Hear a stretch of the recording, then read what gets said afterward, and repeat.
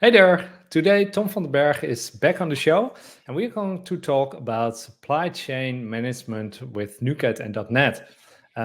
So, Tom, welcome. Let's start at the beginning. Why should I be concerned about supply chain management as a .NET developer? Yeah, so many applications at this time, at this point in time, will actually use a lot of third-party packages that they use in their software. And most of the applications that are out there consist for 80%, maybe more, out of third-party packages. So everyone's using them, but not everyone is aware of the risks that they come with. You get a lot of stuff for free, but it also comes with certain risks, and that's the other risk that we're going to manage today. Yeah, so every NuGet package you download, you add as a dependency, it could contain some kind of vulnerability, right? Yeah, and maybe not the direct package that you reference, but maybe some transitive packages that you get for free, which you're not aware of. But yeah, there are a lot of risks that, a lot of attack factors that should be taken into account while you're using third-party packages. Okay, so show us how to deal with these kind of scenarios. Yeah, so first let's dive in by knowing what's in your software actually, because well, before we begin, everything that I will show you today is in the newest .NET version, so .NET 9. Most of the features that I will show you are already in the .NET 8 release, but there are a few little things that changed in .NET 9. So let's dive in. First, by knowing what's in your software, you might know the .NET list package command, which actually lists all your top-level packages. Now, the application that I'm using here today is a .NET 8 application, and it has 3 top-level packages, which are poly, refit, and a regular expression package. But these are not all the packages that we actually use, because when we add an extra dash list, include transitive to your command, you will get a different list, which also shows you all your transitive packages. Small little thing that you can't see here is, hey, I have this transitive package, for example, from the Microsoft Net Core platform, where it's coming from. So for that, Microsoft introduced a new feature in .NET 8.0.4 in the SDK, and it's also in .NET 9, which is the .NET NuGet Y command.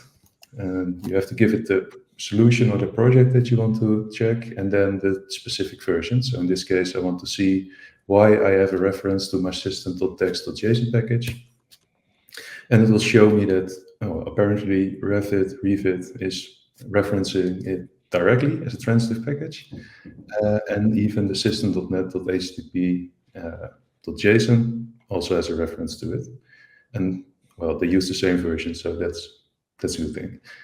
But yeah, that's one of the new things you can do. Other ways you can do this is by traversing the dependency graph in Visual Studio, but that's not really something you want to do, because then you have to do it in reverse to know, okay, I first have to search for the package and then go back up the tree and see where it actually comes from. So yeah, knowing what's in your software, .NET NuGet Y can show you why you have it, where the transitive package is actually coming from. A second thing that has been changed in .NET 9 is that when you build your software, so just a normal .NET build, in .NET 8 we already get some warnings that if there is a vulnerability. So in this case, we see, hey, I have this system.text.json package, and the system.text.regular expression package, which both include some kind of vulnerability. The behavior in .NET 8 was that the .NET build command will only output the direct reference packages and the vulnerabilities that are in there. So let's first go back to that situation. To do that, it's the wrong one, this one. To do that, we can just simply add some values to the C file. And what we're going to do now is say, okay, I want to, there's this property called the NuGet audit. And this will show you, hey, I want to enable it, or perhaps I don't want this error output. I can just say, hey, I don't want to see all these kinds of warnings because I don't really care. You can make them go away, but I would definitely not recommend to set this to false because you want to know if you have any vulnerability in your software. So the second thing you can do is set the NuGet audit mode.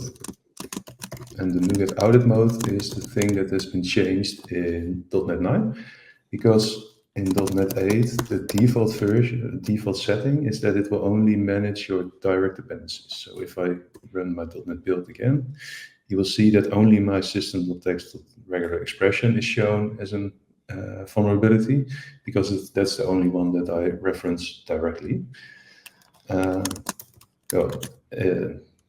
They got some feedback for the .NET SDK and they decided, hey, we might not want to set this to direct by default, but we might want to set this value to all. So we're gonna check all your dependencies for vulnerabilities, and now you see that I get the system.text.json version back again. So a security improvement that you get for free if you use .NET 9. If you use .NET 8, you need to add it yourself by hand.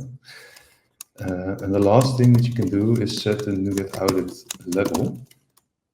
And this setting will actually say, hey, on which type of vulnerabilities, because each vulnerability is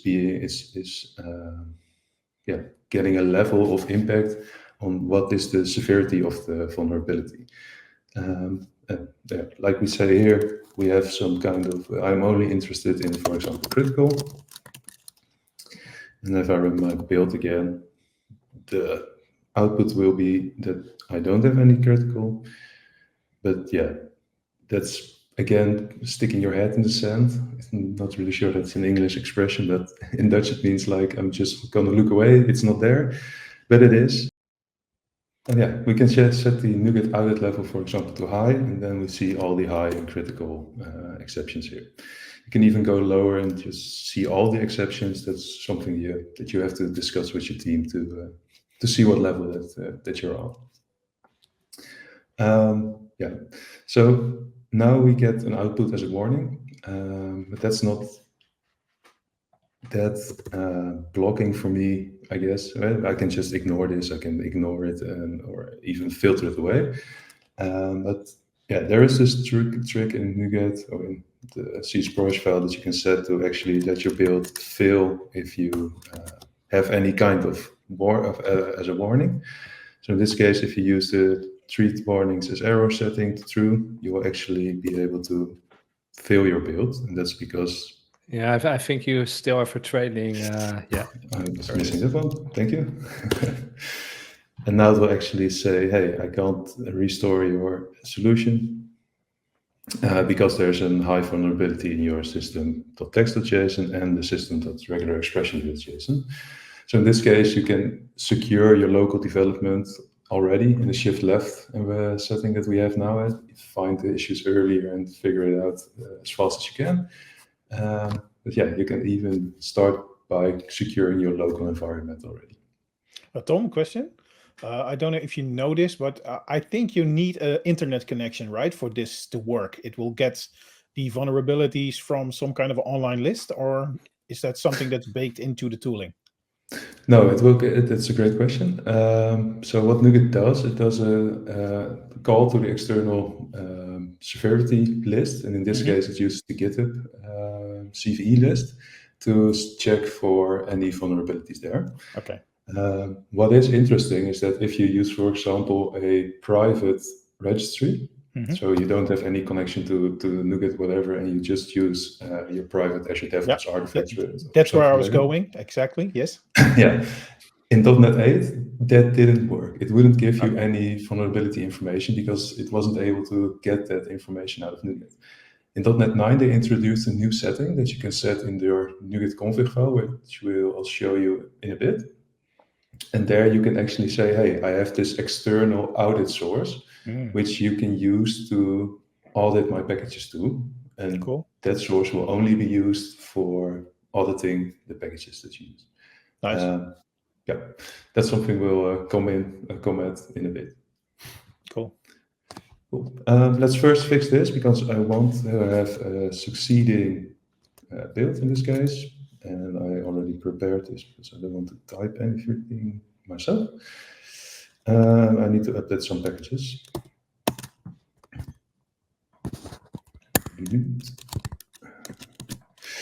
So now I hope that there are no new vulnerabilities here. Okay, it succeeds.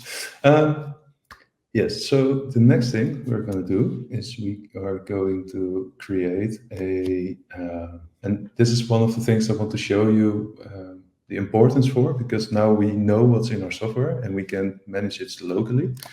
But there is this tool there's this file that you can generate, which is called the SBOM file, the software bill of material, which is a list of all your dependencies and the dependencies of your dependencies. So your entire dependency tree will be put in that file in a certain format that is globally de facto standard file, which can be used to, it's specialized in machine readable language, which you can feed to other tools, like for example, dependency track or whatever, to actually monitor the dependencies as well. We'll come back to that. Let's first create the BOM file. And for this, I use the dotnetCyclone.dx command.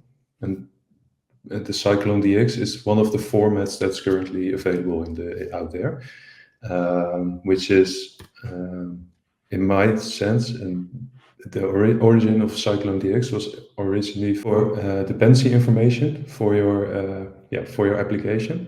And there is this other format which originated from mainly from the licensing fee. So that one was specialized in outputting the license of all your information.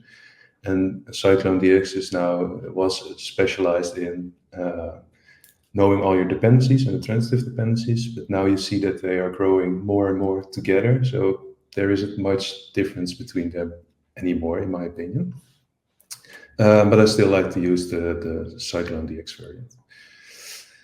So what you get out of this command, which I ran a second ago, so just the .NET-Cyclone.dx and then your solution file in this case, it will create a BOM file which includes all your dependencies and all your transitive dependencies. And this file you can upload to, for example, a tool like dependency track or any other tool that you can figure out. I mainly use dependency track.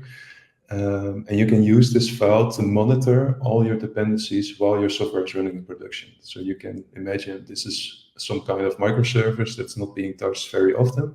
So my build isn't ran very often. I still need to monitor all my dependencies that are running in production if there's a new vulnerability found in one of the packages that I use. So dependency track is a tool that does that for you, and it bases information on your SBOM file that you introduce. A second thing that you need to know what's in your software is about licensing, because you might know the story from Linksys a couple of years ago. They created those at-home routers that everyone used when Wi-Fi just started coming out, and they used third-party packages in the software that they built to run the software on those routers. And one of the third-party packages that they used included the GPL license. And for those who don't know, the GPL license, if you use that in your software, says that if you use a package that has this license, you need to publicly make your code available. So that this case from Linksys came all the way to the judge, and the judge actually decided, hey, you need to open source your software, you make it publicly available for everyone, because this specific package says you need to do so if you use it.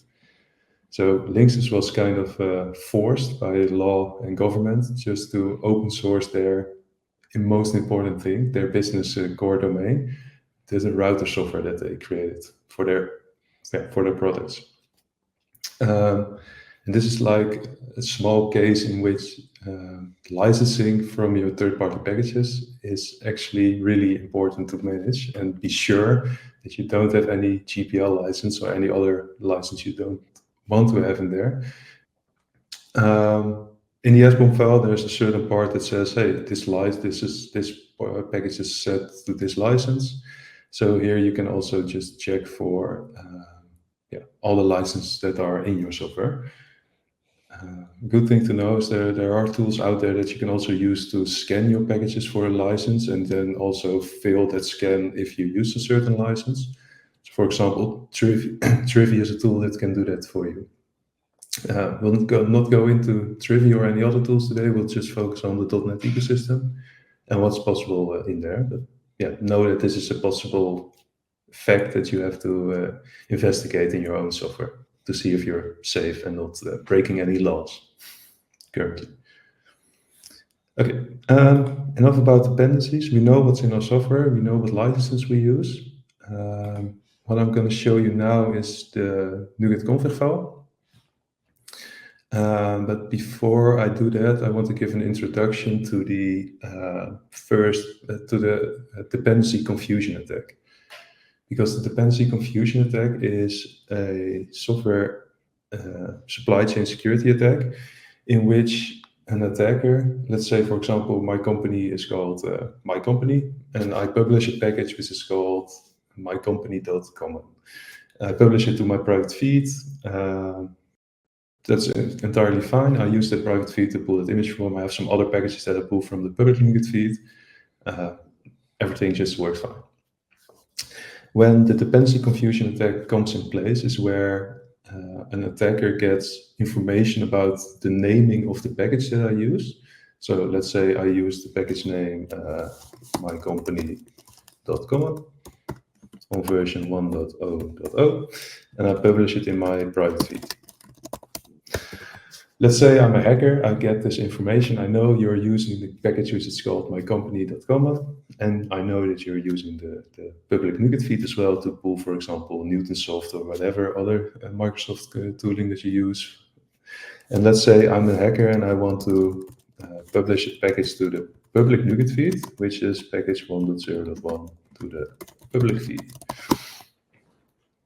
So you might think, but I'm using my own package with this specific version, and it's coming from my private feed. I'm safe. I'm not vulnerable for this.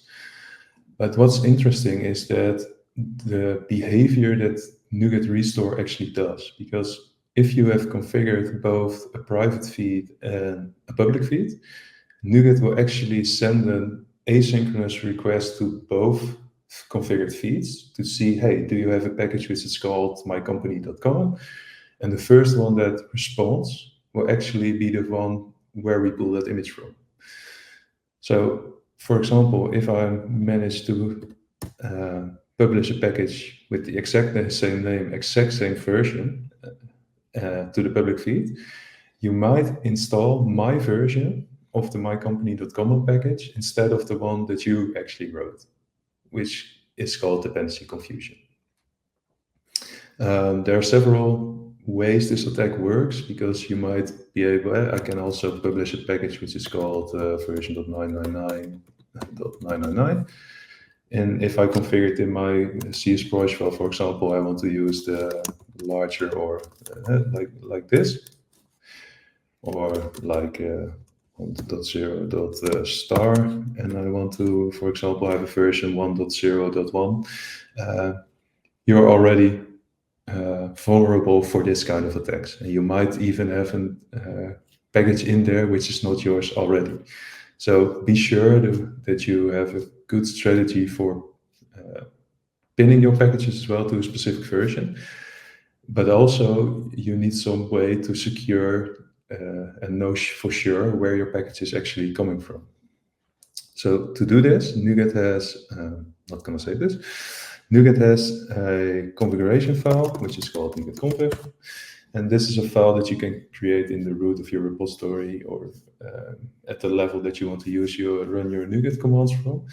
And in this, I'll first show you editing because in this file, you also need to configure the audit source.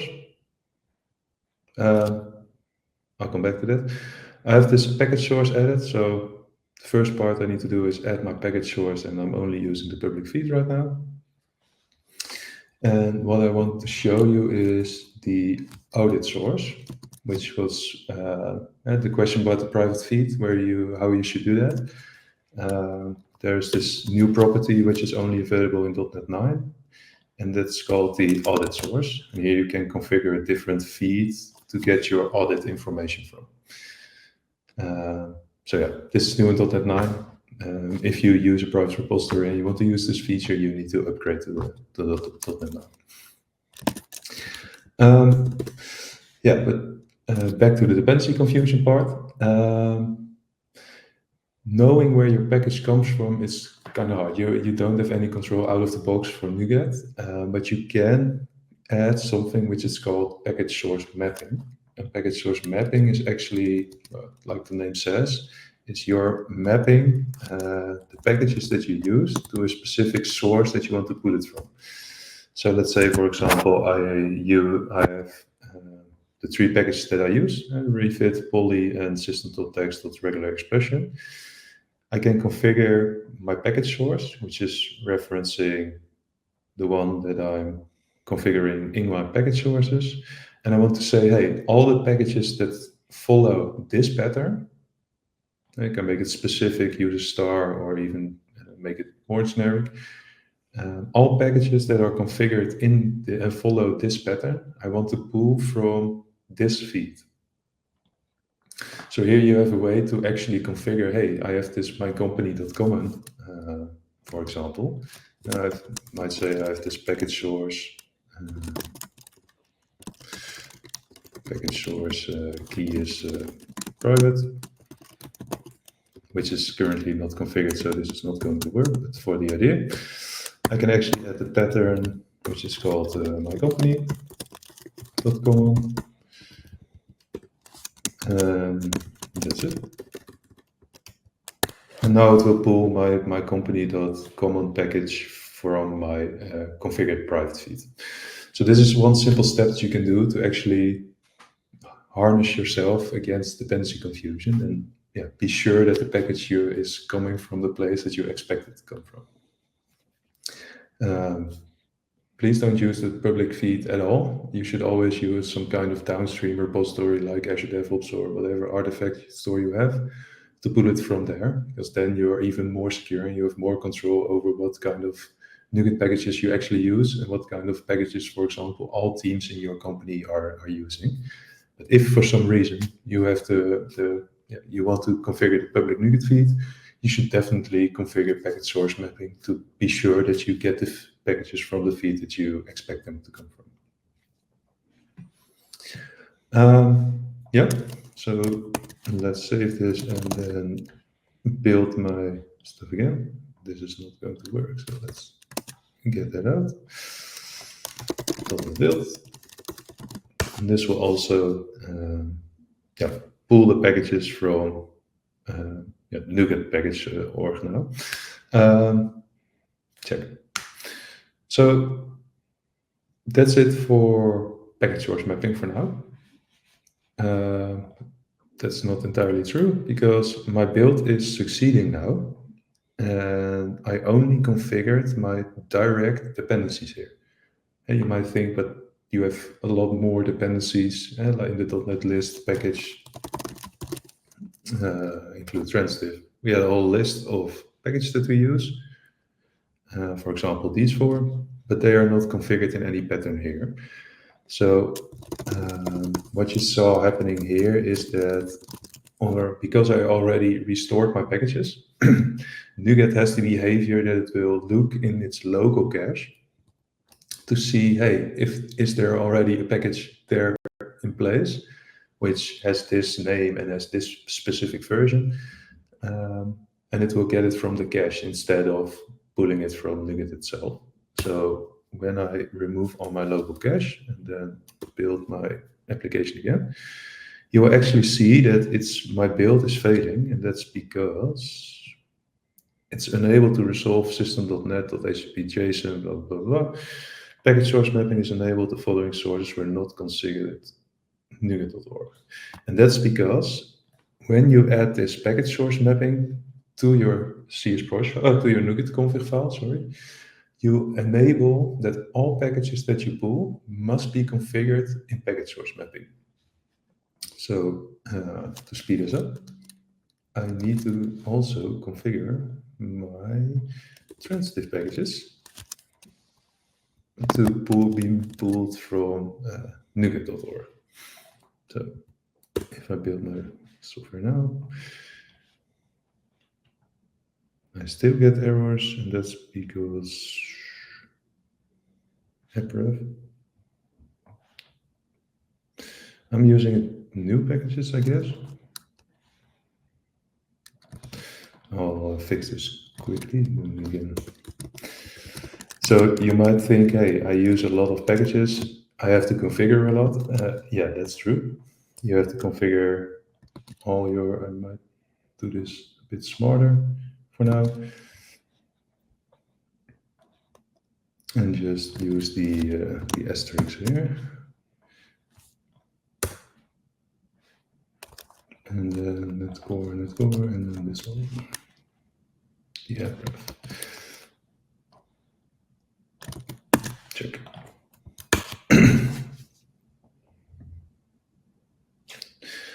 Compile. Okay, so yeah, resource exceeds. So yeah, you have to configure all packages that you use, and it will also tell you what kind of packages you didn't configure yet in package source mapping. Yeah, is that clear for now, until now, for you guys? Well, one question, Tom. So let's say that I have two package sources. Let's stick with yours. So I've got NuGet.org and I've got a private package source. Mm-hmm. And I specify package source mapping for my private. Yep. And I don't specify any package source mappings for the NuGet source, the public NuGet. What does that mean? Does it mean I cannot get anything from the public NuGet? Or does it mean I can get everything from the public NuGet? No, to be able to get everything from the public NuGet, you actually need to configure the public NuGet and say, hey, I just allow everything by just the asterisk sign. Yeah, but let's say that I don't have that entire element. So the element that starts on line 14, the package source key is NuGet.org. Yeah. Let's throw all of that out. Yeah.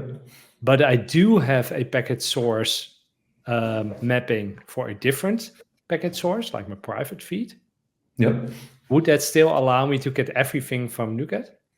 No, it won't. And that's because if you enable package source mapping, and you already kind of saw it when I didn't configure this one, for example, because then I need to clear all my locals again. Because what happens is NuGet will actually check every package if it's configured in any type for the package source mapping. So if you okay, so as soon as I have at least a single source that uses package sourcing, then it's for all the sources.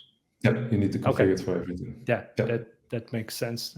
That's a good fail-safe, I think. Yeah, I guess it is. Check. I'm going to restore this again so we can move on to the next part. But we'll stay in the NuGet config file. And here comes a rather interesting subject for me, at least, I think. And that's because of the trusted signers. I'll first add the context, and then I'll tell you what it is. Because in your NuGet config file, you can also add a property which is called trusted signers. And with this property, you can actually configure different publishers of NuGet packages to be a trusted signer. So you can imagine in the case of the badly published mycompany.com, and someone published that, and me as a hacker, I published that to NuGet. And when I publish it to NuGet, the package will get a certain fingerprint. and that fingerprint belongs to me, belongs to the publisher. And what you can do in NuGet is actually configure all the signers, so all the publishers of packages that you trust. So if you add this, for example, I'm not sure why this one is coming without. We'll see that later. But if you add this trusted signer section, you will actually be able to fill your build on adding packages which aren't published by a trusted signer. So you can imagine you get a new starter on your project, for example, and says, hey, I want to add this very nice package that I've always used in school, and will help my life get better and better. If he adds it to .NET Restore, .NET Run, it will fill your build because the package that I want to add rather quickly, I want to make my life better, isn't on the trusted signers list. Isn't published by a trusted signer, so it won't be able to restore it for it. What makes this interesting is that this behavior is rather squeaky currently, because on the Windows operating system and on the Linux operating system, it will actually fail if you do this. But on it doesn't really matter what I do here, because on a macOS system where I'm currently at, this feature is currently not working. And that's because, so this is the expected, let's first look at the expected behavior. This is my GitHub action that's also implemented here. And what it says here is, hey, I have this package refit. So if I publish that and I run my action, the .NET Restore command will actually say, hey, this package is from the source NuGet, but this is signed by a not trusted signer. So my restore will actually fail because the publisher is not a trusted signer. This is the expected behavior for Windows and Linux, and you should expect that this should also fail on macOS. But since let's go back. Since 2022, the .NET 5 SDK, there's this issue in NuGet where, in NuGet, it's actually Apple made some changes to their X509 distrust model, which broke the trusted signer functionality of NuGet. So currently, still to this moment in time, like I found this thing 3 days ago, but still to this moment in time, there isn't a solution to actually break your build or break your restore on macOS if you're using a package which is coming from an untrusted signer. Well, you might say, hey, I always use Linux as a building system, so what's the problem? Well, let's say, for example, you're building a .NET MAUI app and you want to target iOS, for example. You require a macOS build server to build that iOS app. And on that macOS build server, your build will actually succeed even if you have that untrusted signer in it. There is currently the security issue with this feature, which they are not currently able to fix yet. But I had to look very deep before I actually found this. So it's also not documented that well, I guess, I think. Yeah, and I'm actually surprised, Tom, that this issue has been open about 2 years, 2.5 years almost, and it's received very little discussion.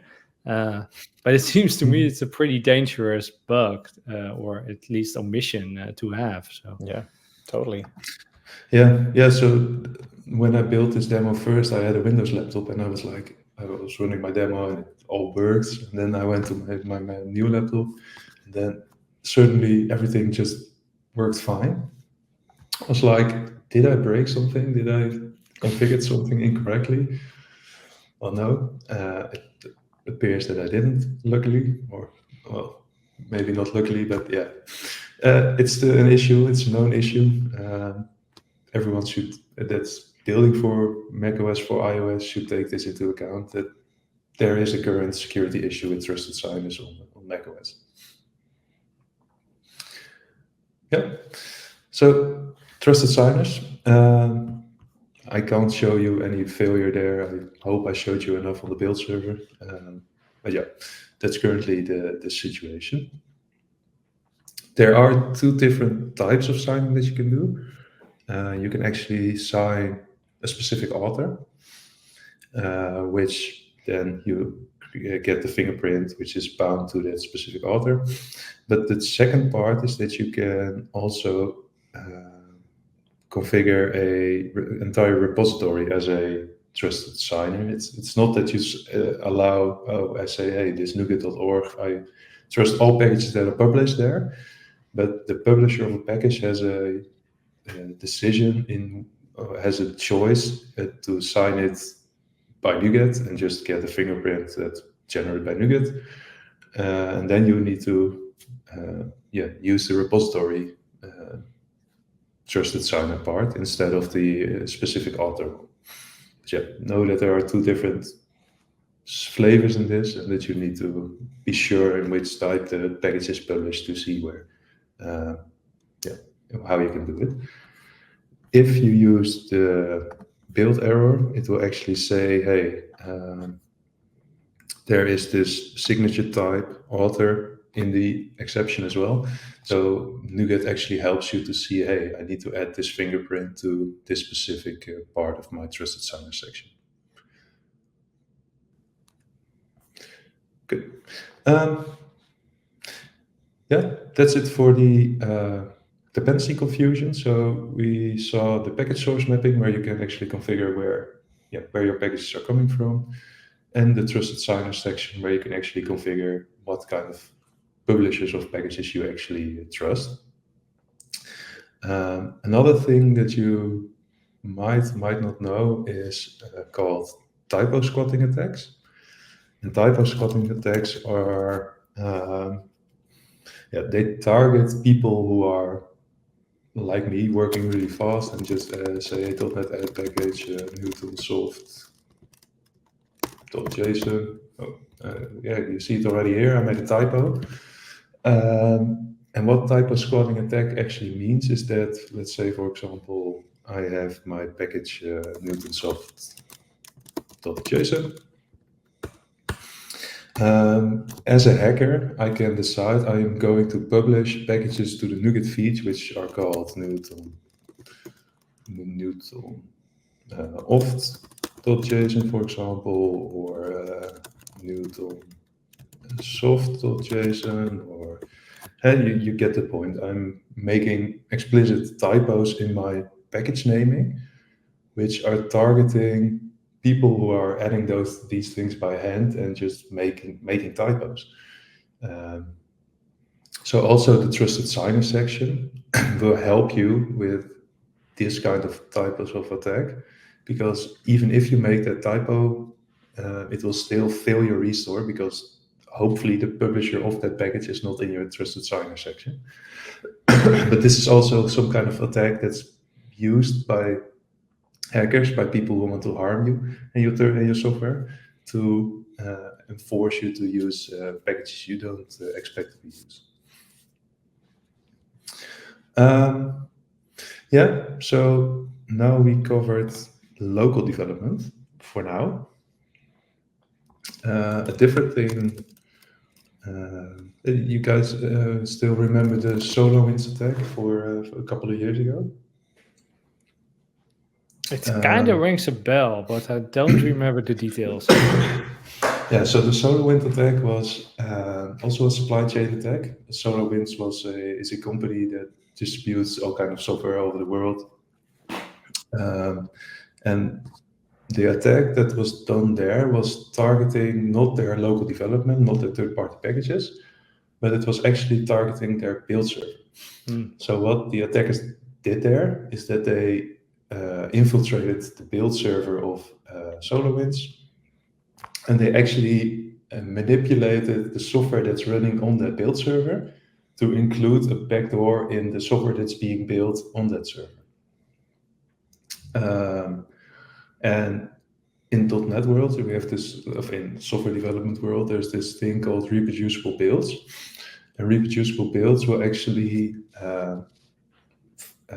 is a technique or a different set of configuration settings in .NET world specific, which allows you to be sure that the build that you're running locally is the same build, but the output of a build is deterministic. So every time you run the build, it will use the same package versions, the same content of packages, the same everything in the same environment.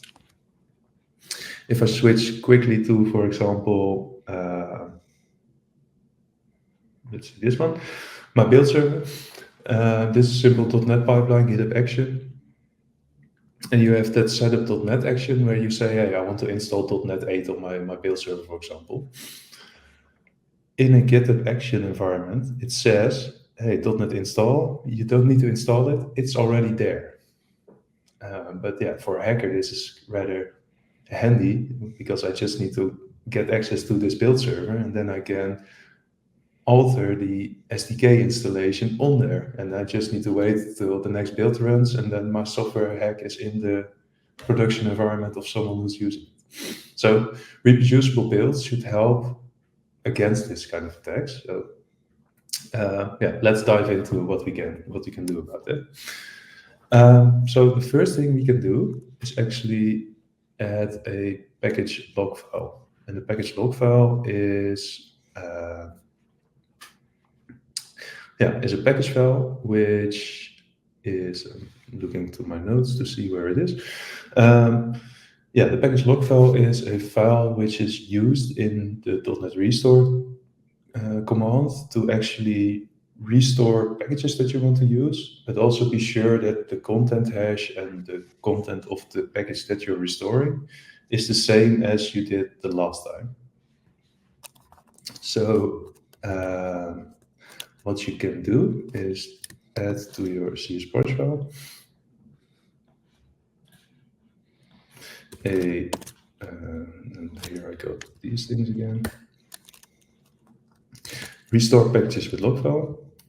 So if I now use my .build command, you might already see, hey, I get this new file, which is a package log file. And this package file actually says, hey, I have, for example, poly. In my CS branch file, I say, hey, I want to use 8.4.*, which if I run this 4 times in 4 different days, for example, it might result in a different package being used, and not 8.4.2, but maybe 8.4.3 or whatever. In my package log file, it's actually described, hey, if I restore this version, of the requested this version, you will always use this one.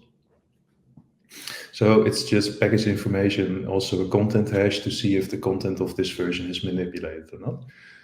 And this one is being generated here. You should always commit this file in your Git repository because you want to use this file on your build server to actually run your .NET restore and use this file to do it. So to use this file, there are a few different ways that you can use it. The first thing is you can just say .NET restore log mode. And here it says, hey, I'm going to restore and I want to use my package log file to actually do the restore. So if, for example, I say, hey, I have here my 8.4.1 and I do my stuff again, it will succeed. But yeah, and for local development, you can just alter it. And you might think, hey, but if I just do it here, and the .NET restore log mode actually says, if I, for example, move this one back to 1, save this, and then run it again without the log mode.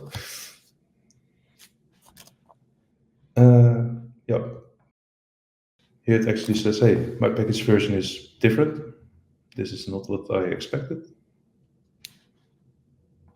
Because my version, it is different. Okay, that's actually not what I wanted to show you. What I do want to show you is that if I commit this to my build server, I also want to run in a restore log mode, which it's called. And to do that, I can add this property to the CSProc file, which is called the restore log mode. And I can set that to true, for example. Let's first make it easy. So when I add this to true, it will actually say, hey, it can just restore. But if I, for example, delete this file or alter this file in some way, it will say, hey, my build will, if I remove this one and then do restore again, I would expect my build to fail because, this is not going the way I planned it. Did you get your packages log file back when you did the restore before you cleared the local cache? Yes, but what the expected behavior of this would be, and I'm sure I made a mistake somewhere, so I'll come back to that. But what this property actually would be, if let's say I didn't have it yet, the package log file is actually created. Yeah. And if I, for example, update my CSProc file to say I want to use 8.4.1, for example, it will actually update my package log file and say, hey, I'm using 8.4.1. And when I now put my, and the behavior that you don't want to have is on your build server at least, is if you publish this log file, the log file can be altered by your restore command. Let's say I change it back to, for example, 2. If for some reason my SDK is restoring something else that I'm not expecting, it's still being changed. And let's say I move it back here. And then I say, I will comment this one out. Now I say explicitly, I want you to use my the .NET restore command I want to run with log mode. So why is this not working yet?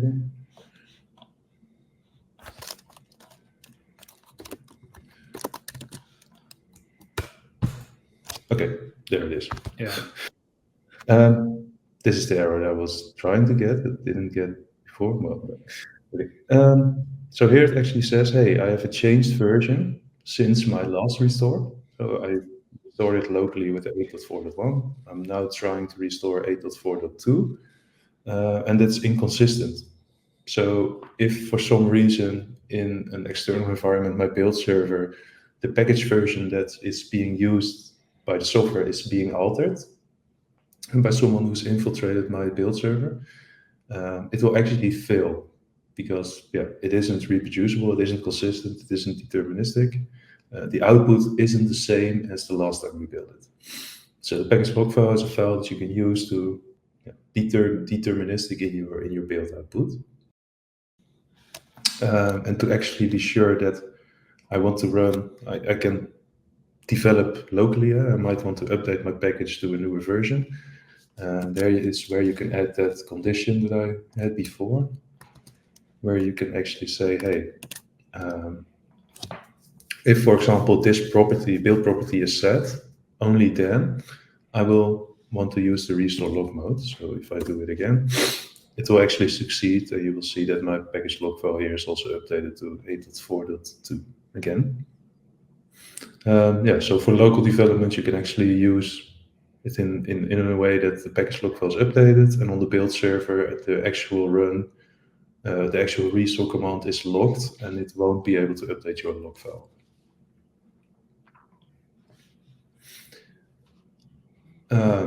So package log file, first part in the reproducible build stuff that you can do. A second thing that you can do, and this is really cool, I think, is that I showed you already, hey, we have this .NET Core runtime version already installed, which can be altered with or modified in any way. There is this property that you can add, which is called the sorry, I'm doing this in the wrong file. I need to add a new file, which is called directory.build.props. And this is a file that's being used by MS Build to set common configuration. And one of the configuration items that you can set is that the netcore targeting pack route.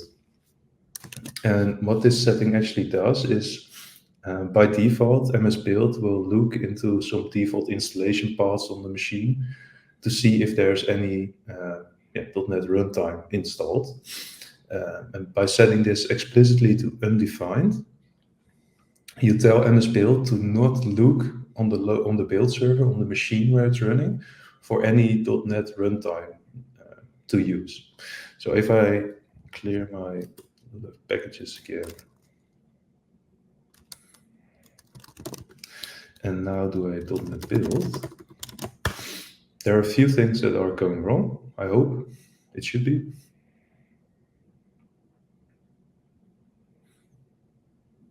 It isn't. Why isn't it going? Is this named wrong? Directory.build.props.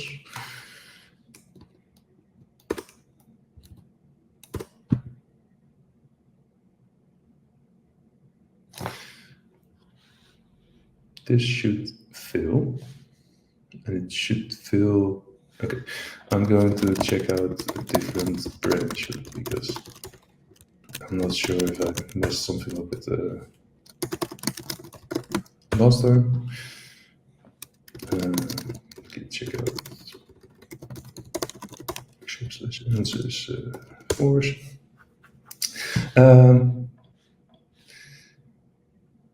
Yeah, okay. I did some extra stuff here already, which I will tell you in a bit. But I need to comment these things out to actually show you what I want to show you.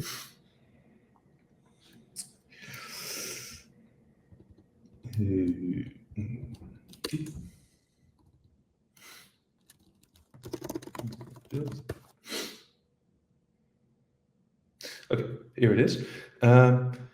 So by default, if I put this build property to undefined, I'm actually disabling MS Build lookup for .NET Core. And what MS Build then will do is it will pull the required software, the required SDK, the required runtime stuff. It will pull it from the NuGet feed actually. So the error that you're seeing here is, hey, I get this package source mapping error back again, which says, hey, you didn't configure this NuGet package that I'm trying to download. You need to add it to your package source mapping. And that's the part that I just moved out. So I have some netcore app reference, ISP netcore app reference, and the Windows desktop app reference that are required by MS Build to perform my build. So if I now run my .NET build again, it will actually succeed, and it won't use my local .NET 8 or .NET 9 installed version, but it will actually pull the images from NuGet and use that, the packages from NuGet, and it will use that package to actually perform the restore and build stuff. So any installed software on your building machine will be completely ignored, and you are sure that you're using a fresh, clean installation of the SDK or to build your software with. And the last thing I want to show you is you saw me running all these .NET NuGet local clear thingies, and that's because the NuGet packages are cached on my local machine, and the same behavior actually happens on the build server.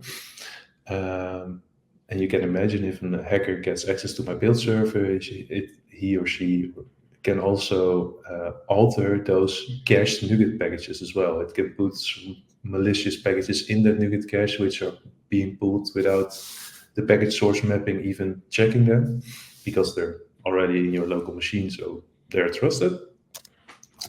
And to do that, you can also add some 2 different properties to your directory.build.props, which are disable implicit NuGet fallback and disable implicit library back folders. And this will tell MS-Build to not use any cache backup NuGet folders on your machine to actually restore your packages with, but it should actually use, just pull them from it. It's also like you want to run the .NET restore min no cache.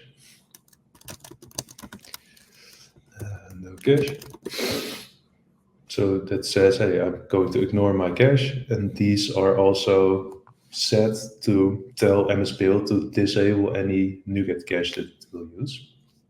So you secure yourself and your build environment against any infiltrations on the build server and any malicious packages being added to your software without you knowing it. That's it. I wanted to show you guys today. With some simple tricks in .NET with not a lot of work, you can be a lot more secure than you might be now. Yeah, awesome. Thanks for showing us that, Tom, because security is very important nowadays, obviously. And we focus a lot on the code that we run in production and the machines it's running on and the networking and the infrastructure is all being secured. But sometimes we forget these build servers and pipelines that we have because, they're our own tools, right, so to speak. And we most of the time we also configure them ourselves. So I think that these tools and also the ease of which you can do this now, just with .NET tooling and all that stuff, I think that's great because it gives us lots of tools to make sure that our build server is not compromised. So thanks for showing us that.